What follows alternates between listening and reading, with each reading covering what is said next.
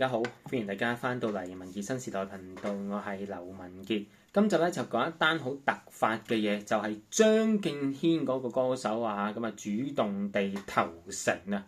嗱，今晚嘅直播咧，我將會同大家講得更加多嘅內容，同埋更加多好多唔同嘅夢境。係，咁你今晚直播留意啦，4點半鐘係嘛？咁啊，做咩事咧？又據報道咧，就係張敬軒啊親自佢自己主動去投誠嘅，去聯絡保安局就要做呢個國安導師添。更加咧就係話啦，會主動帶隊帶後生仔翻大陸交流嘅。嗱，我都後生仔啊，不如帶我啊，係啦。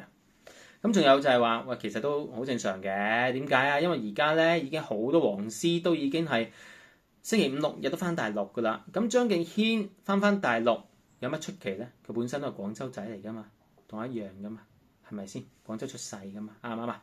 喂，成單嘢點咧？我哋就一齊睇睇。喺影片開始之前咧，希望大家可以分享、讚好、留言、訂閱文傑新時代頻道，記得撳埋啷啷掣揀個全部，咁大家就唔會錯過任何嘅一段影片啦。嗱，其實我晏晝係唔得閒嘅，咁但係唔得閒極呢單嘢出咗嚟咧，我都好想快啲拍片同大家分享呢單嘢嘅。咁啊，因為咧就啱啱睇咗嗰個電視嘅叫做節目，同埋睇咗新聞。咁啊，今日咧睇咗有線嗰個嘅有理有得傾，咁就見到咧保安局局長鄧炳強接受訪問裡面提到咧，就係一啲關於社會更新同埋年輕人前途嘅問題，我就覺得好點講咧，好想同大家一齊結合嚟分享啊！咁啊，局長喺節目裏面就分享咗一組好值得關注嘅數字。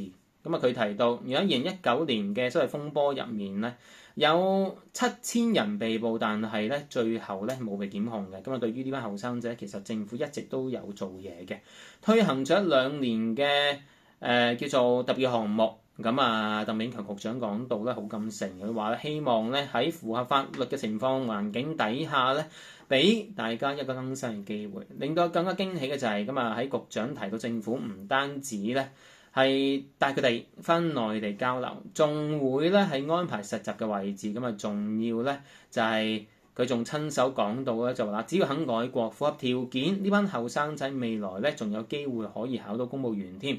咁啊，呢一種咧由官方去釋放嘅一種包容信號，其實對於我哋整個社會重建互信咧係非常之有一個意義同埋好重要嘅。咁啊，咁呢個局長都提到就啦，咁啊佢哋將會透過咧參加者寫嘅感想或者分享去了解佢哋係咪真係有悔意。好多人都會好坦白咁樣講翻咧，即係佢哋自己當年點樣被煽動，點樣受氣氛所影響，點樣被人呃，透過呢一種嘅反思咁啊，慢慢重新再認識翻我哋嘅國家。咁啊，呢一種由心而發嘅力量咧，改變咧，咁啊比起夾硬去同你説教啊講道理咧，更加係叫做有意義嘅其實。而講到呢一種嘅反思同埋轉變咧，嗱最近有個樂壇嘅即係廣東話嚟講算係天王㗎啦，因為即係冇乜人超越㗎啦即係喺佢嗰個年紀裏面，邊個啊張敬軒啊，咁啊佢表態咧就好鮮明，亦都係好突然，令到佢啲歌迷都係好惡嘅成單嘢咁啊呢個軒公，啲人叫佢軒公啦 ，OK 就喺文匯報裏面最新嘅專訪裏面講話，好坦誠咁面對佢自己當年年少輕狂嘅往事。我頂，佢都40幾歲㗎咯喎，當年都3到萬㗎咯噃，是但啦，都係年少嘅，係咪先？咁所以我都係青年嚟㗎，不如等我去監察下佢哋點樣翻大陸啊，好唔好啊？咁啊，佢咧就承認曾經係被氣氛沖昏頭腦，咁啊仲以為咧就係即係為咗一啲以前嘅衝動嘅叫做行為咧，佢係道埋歉添嘅。咁啊，從一個更加深層次嘅角度睇，咁啊張敬軒佢真係深深咁體會到，可能係真係當年嘅社會氣氛係好嚴峻啦，係嘛？咁啊，佢亦都係要賺錢啦，咁啊賺黃絲錢好緊要㗎啦，可能都係咪先？咁而家就人民幣的確香嘅，係嘛？嗱，佢喺專訪裏面咧，亦都係非常之佢即係佢本身係個演員嚟啦，咁佢都流露出一種過來人嘅痛心啦，話好後悔當時自己咁衝動啦。咁啊，正正因為咧佢經歷咗呢一種嘅迷失啦，所以佢話佢而家企出嚟，用自己真實嘅反省去引導呢班後生仔，咁啊唔好再行佢以前行過嘅冤枉路。因為喺呢幾年裏面佢真係好咩㗎，都幾冤枉㗎。開個唱你係要去到英國開個唱，咁啊最近嘅你都係去到呢個嘅叫做澳門開個唱，係咪？咁最近佢有機會重登香港舞台啦，5月份嗰個英皇籌款啊，唔係嗰個英皇個演唱會。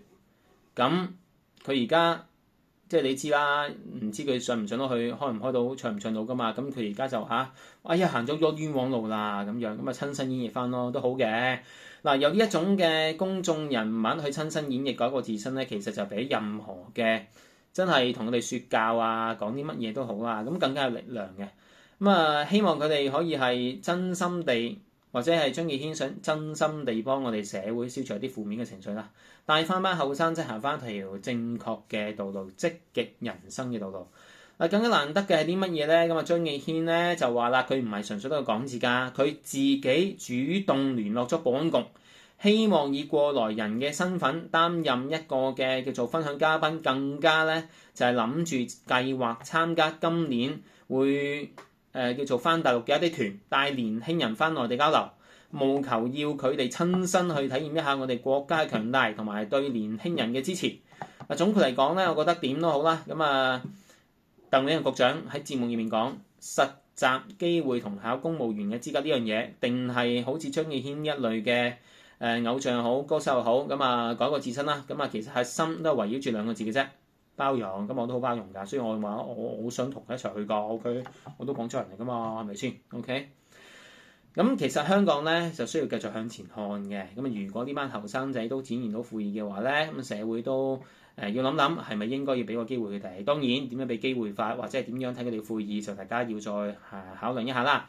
咁佢哋我覺得喺未來日子裏面都睇下可唔可以重新融入，去貢獻翻我哋香港嘅。